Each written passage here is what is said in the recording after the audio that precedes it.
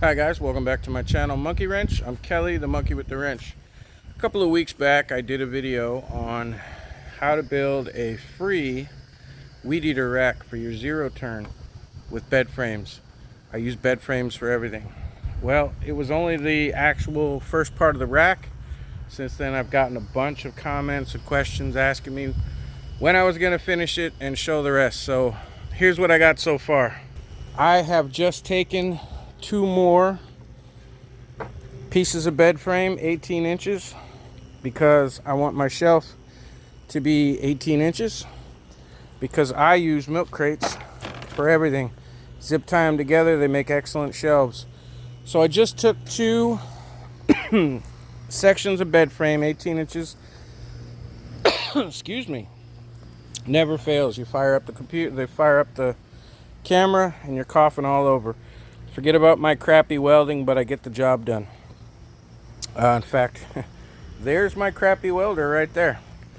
And for those of you that said I'm supposed to be using a helmet, I am using a helmet. So I just welded those on in place. There's not going to be a whole lot of weight up here. It's going to be 2 milk crates, which weigh nothing, with my electric blower, a couple of batteries, 2 gallons of gas, which weighs about 10 pounds, and a few odds and ends. Things like extra Weedeater line, something to cut it with, just some basic stuff. And this stuff is plenty strong all by itself. I wouldn't sit my fat ass on it, but you can put some weight on there. I have it bolted to the frame, if you remember from the first video. That way I could take the whole thing off whenever I need to service the motor. So it doesn't matter that it covers the motor. So I did that, and then I drilled some holes. I lined everything up, and I drilled holes so that I could put a deck on the back of it, which I'm about to bolt down now. I just bought some small bolts, drilled 1 hole through each board on each side. I'm going to bolt that down in place, and I'll show you in a second what it looks like.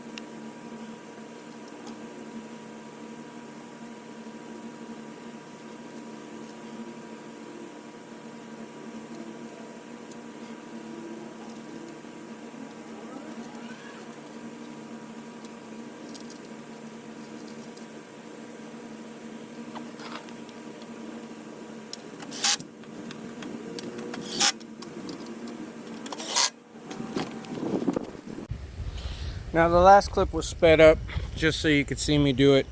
I think I speeded up 4 times as much. So I just have 1 in each one.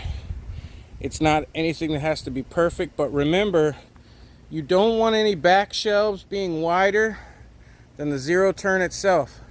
You'll be going through a gate, and all of a sudden the opening's been wide enough for your zero, but all of a sudden it's not wide enough for your shelving unit. So make sure that it's inside of the total width of your machine. And it also gives you, your back is pretty much against that thing. And I find that when I'm backing up, I don't back into bushes and cut. I mean, this thing's a zero turn, so I can do a 360 and make a quick pass on something. So I don't back up too much. So it's really nice to have that stuff in the back out of the way. Now you see that I left some hang out. I did that on purpose. I broke my grinder today, but I'm eventually going to put a little upright foot right here so that I can hang my blower I know people think you're crazy, you have an electric blower. I love my electric blower. Absolutely freaking love it. With the feet on the end of that, I can hang my blower right on the back. And it's great. I can put a little piece of string around the handle, hang it lower if I want to. It doesn't matter. And the whole idea behind this is that I can carry a few things. Now, I like to do things as simple as possible. So the reason I built it this way is because I do everything with zip ties. Zip ties to hold my milk crates together. And I will literally just take a couple of zip ties and zip tie this to the frame behind it. That's why I left the frame high. So I can go right through there with 2 or 3 zip ties and hold that in place. If I ever want to take it off, I can do that so that I can put heavier stuff up there. There's my welder. And that thing weighs a good 40, 50 pounds.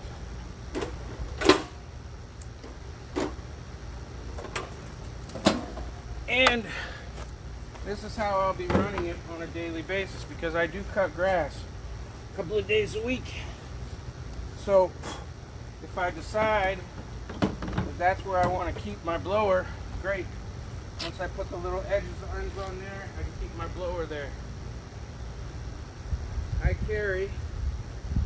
I fill up my fuel tank in the morning, and I carry another 2 gallons of gas. I like to use these for my Weedeater. These are pre-mix cans. Now they're empty. I just collect them. I would never pay $10 for a quarter of a gallon of gas. I mix it myself. But these are awesome when you're in the field and you got to put fuel in your, if you've got a gas blower, or in my case, my Weedeater or my edger.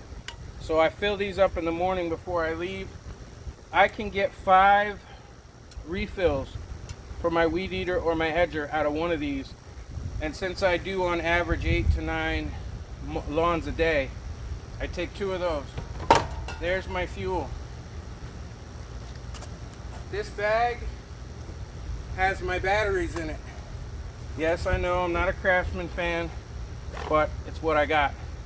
These are the batteries for the blower, and also for my, and I do love this tool, my impact wrench. So that also has my jump pack in it, my lithium-ion jump pack that was just sent to me by a subscriber. That goes with me too, in case for some reason I'm out riding around, because I don't drive. I drive this through the neighborhood to cut my yards. I have my jump pack with me in there as well. I carry my hand tools for cutting extra string for the Weedeater. I can put, hang on a second. Now I am expecting to get some battery operated hedge trimmers, but I don't do a lot of hedge trimming. So there's my loping shears. They can go in there. There's my hand hedge trimmers. They can go in there as well. And I may put some rocket launchers or something right on the back of here, just like you would for fishing rods. And that way you can take that, put it right in there. But the point is that this shelf will hold all of the things that I need to be completely self-contained when I am out for the day cutting grass.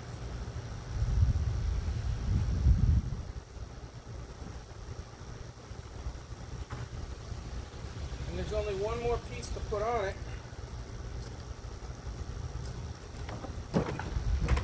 And that's the little angle piece that I put on this side, just like I did over there, to hold up my edger. And yes, that is strong enough for me to be riding down the road with all of that equipment on there.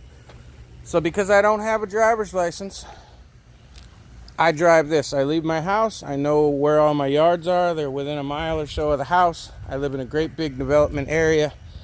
I can load this thing up with all the fuel that I need.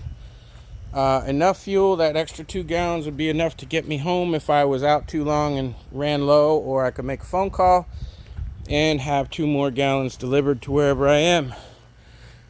Now the edger is a little bit short and it does rest on there. So what I'm going to end up doing is coming off of the side with a little arm to hold the edger up.